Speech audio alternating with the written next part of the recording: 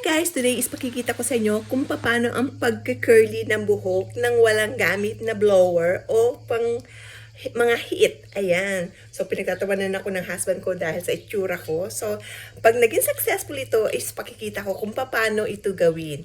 Okay, tanggalin na natin. Ayan. So, ayan. Tignan natin. Kapag hindi siya naging successful, is kalimutan na natin. Okay, ayan. Ang hirap. Ayan, ito namang isa.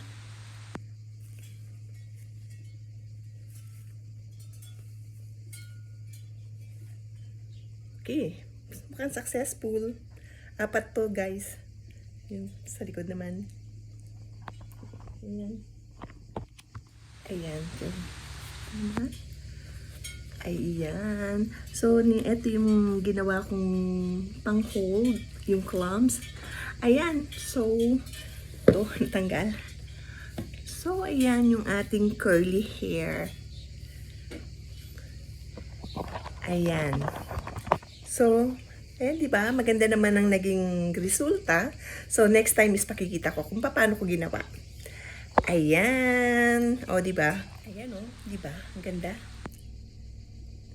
I-reveal ko yung secret.